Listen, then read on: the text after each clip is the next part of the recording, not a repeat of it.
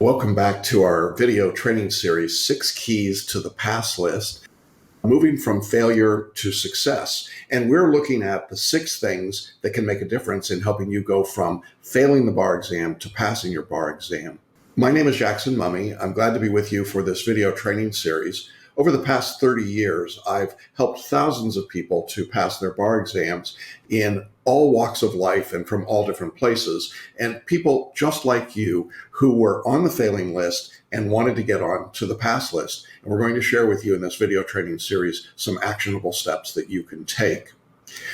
The basis of this video training is actually a report that was done for the New York bar examiners very recently.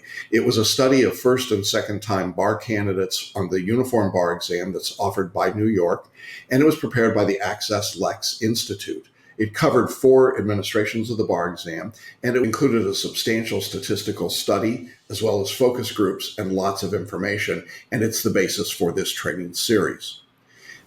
We identified from this report 6 primary reasons why people fail the bar exam. In video number 1, we looked at the problem of not having enough study. In this particular video, we're going to look at the quality of your study. So not just the hours you spend, but the way you actually study. And then in subsequent videos, we'll look at the other 4 factors that exist for failure. And with each one, we're going to show you what you have to do to get onto the pass list. So in video number 1, we looked at the ways to create increased time. In today's video, we're going to look at how you improve the quality of the time you spend studying. And then we'll look again at the solutions to get you onto the pass list for those other 4 items. In video number 1, we looked at how you get more time. That was important. And if you haven't checked that out, be sure to watch it. In this video, we're going to be talking about quality time. And then in subsequent videos, we'll look at time management, the importance of positive experiences, legal education, and life factors. By the time this training is completed, you will have had the opportunity to look at 6 keys to moving to the pass list. All right, let's go ahead and jump right into key number 2, which is the need to spend quality time on study. And that sounds obvious, but it's not easy to do. In fact, when we look at the quality of study time and we analyzed this particular report that came to the New York bar examiners, 4 things stood out. The first was that in order to have quality study time, you need a focused approach to your study. You have to avoid multitasking. Now, we recognize that for a lot of people, it's just difficult to find the time to study specifically on the bar exam. But in fact, multitasking is one of the problems that consistently gets in the way of quality study. The second thing we discovered was that quality study time is not the same as memorizing.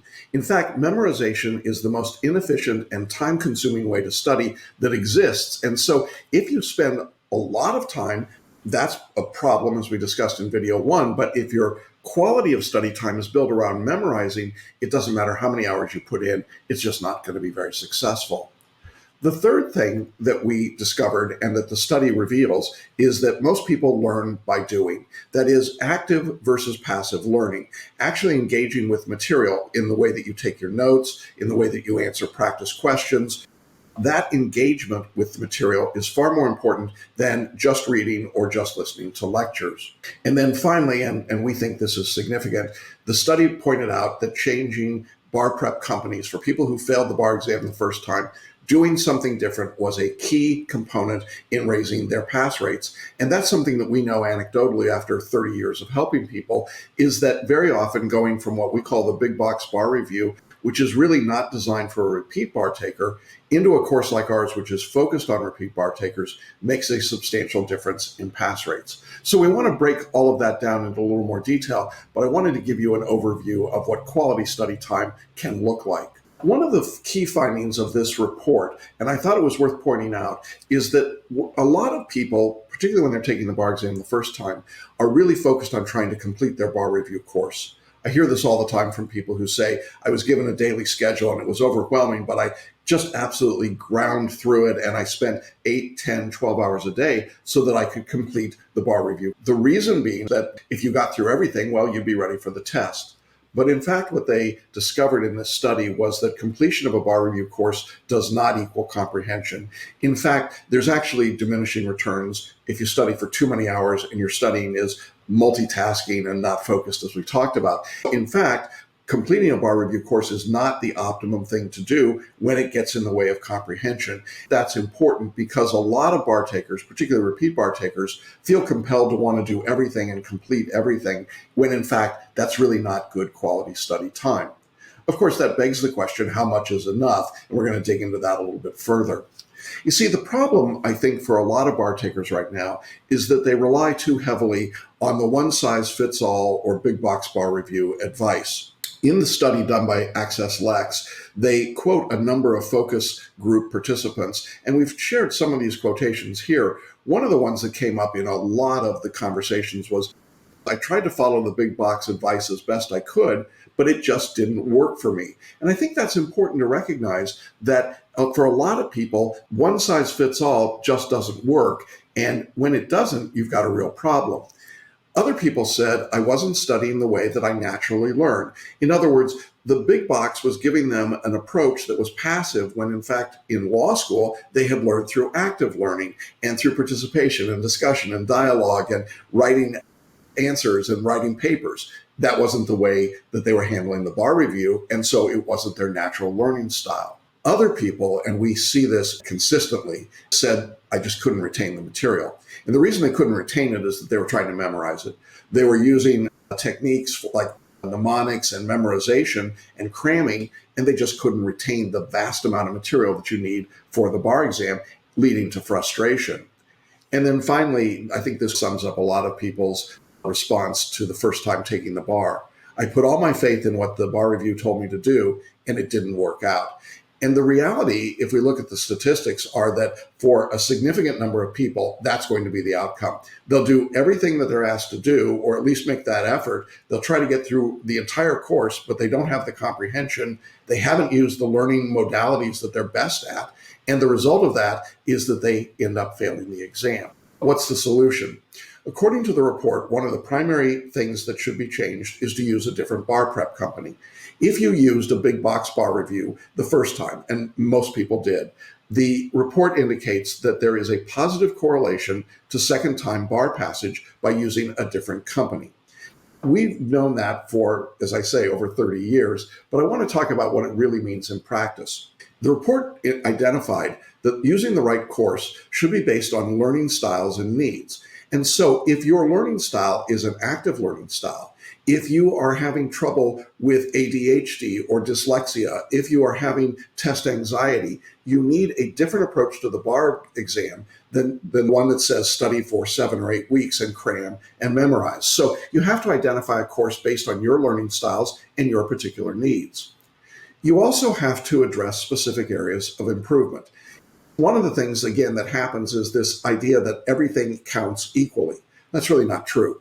After you've been through the bar exam, there are some things you're probably pretty good at and know, but there are some things you probably don't know still. And so you have to be prepared to address those substantive topics. But you also have to be willing to address specific areas of improvement. For example, you may not be a good essay writer, or you may be having trouble with a performance test, or maybe it's your ability to answer multiple choice questions. Using a different bar prep company can help you address those specific areas of improvement. And then lastly, using a different bar prep company, according to the report, meant matching candidates to the right set of materials. Not everyone should be using the same set of materials, but in fact, for big companies, that's exactly what happens. And so a smaller, more personalized company like Celebration Bar Review can help get you the right set of materials, whether it's using photo reading or paraliminals or a product like bar maps that we offer, that will help focus and set your study in a different direction. And this report indicated that was a key to success second time on the exam. The report also pointed out that what a lot of people ended up doing is that, based on their frustration with the first time through the bar and the big box course, is that they created what the report called a self-study cocktail. And they said that when students tried to put together their own cocktail of programs, in other words, they didn't use a different bar review, but took the existing material and just tried to change the percentages, it was not a significant influence on bar passage. I cannot emphasize this enough because I hear it all the time.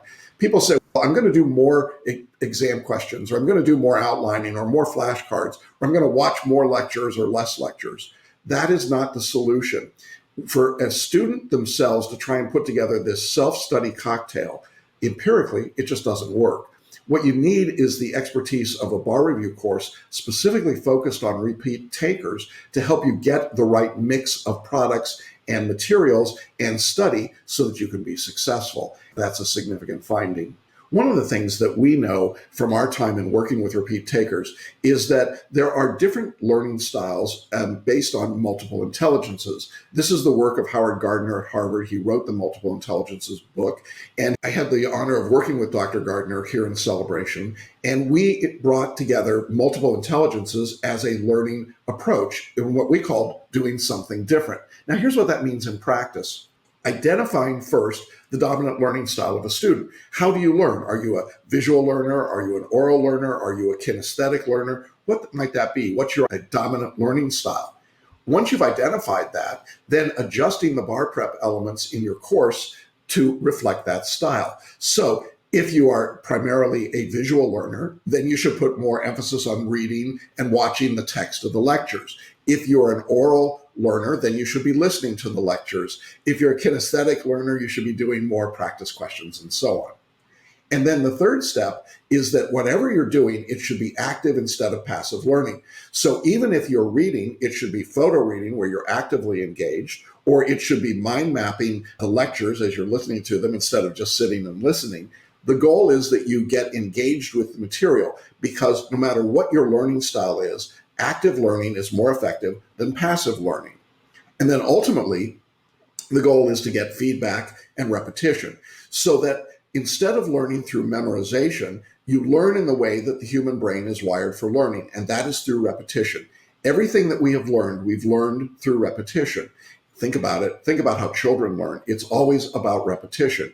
And so in the multiple intelligences approach to studying for the bar, you need to get feedback on what you're doing, and then you repeat, and then you add something new, and you repeat, and you continue that process consistently. One of the interesting findings of this report was that the report authors said, and I'm quoting, candidates who identify and implement individualized self-study strategies early in the bar prep process can potentially improve their performance. In other words, this is different than the self-study cocktail. These are the candidates who understand what their individualized self-study strategy is with a bar prep company. And when you do that, you are what the report called strategically deviating from standardized bar prep. And this is critical to success.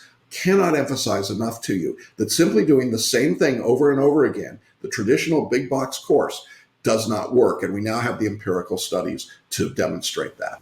Strategic and active learning is something very different from just doing the same old thing and going around and around without any particular strategy.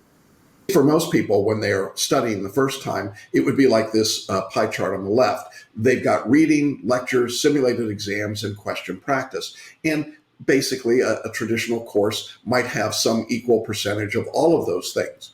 But when you're doing strategic and active learning, you change the balance here. And so this balance might be in the pie chart on the right.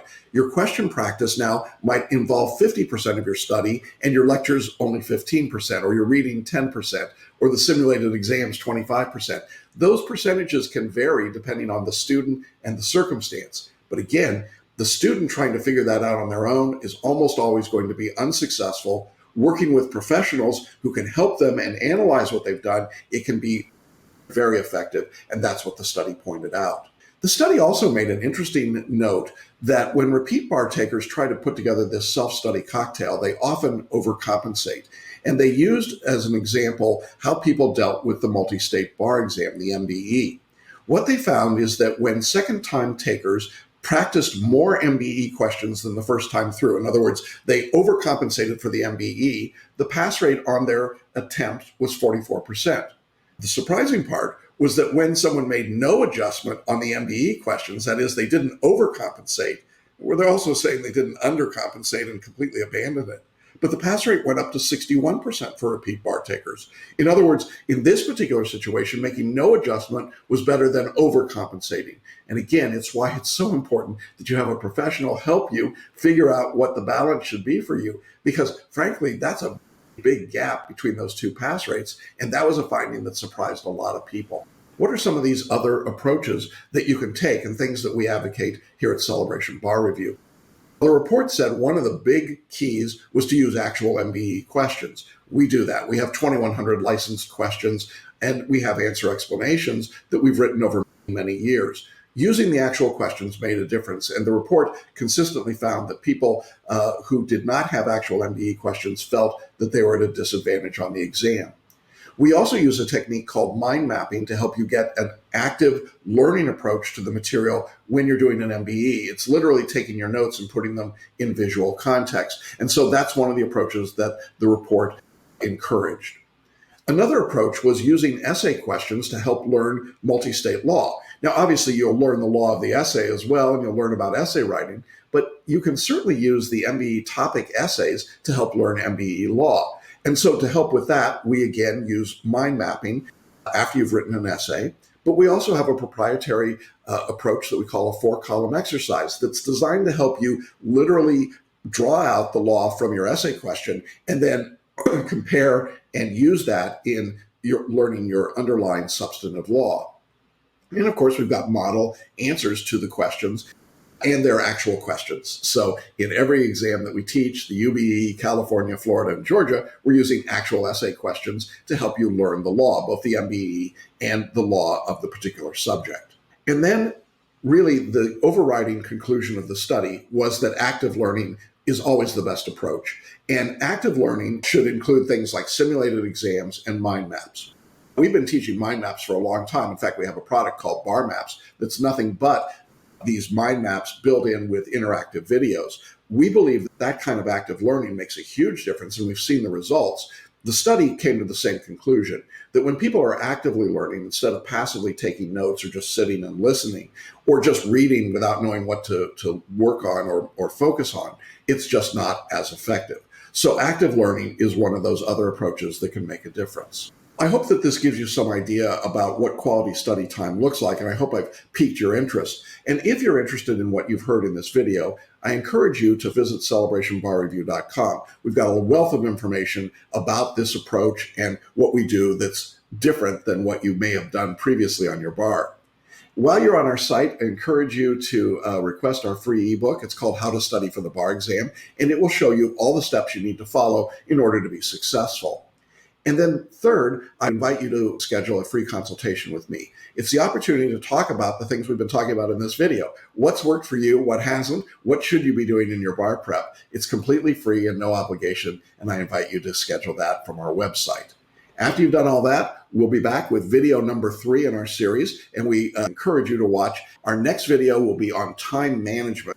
That's a big one, isn't it? And we're going to talk to you about how you can manage your time effectively for the bar exam and be able to move from the fail list to the pass list. Thanks for your comments and feedback, and we'll look forward to seeing you in video number 3.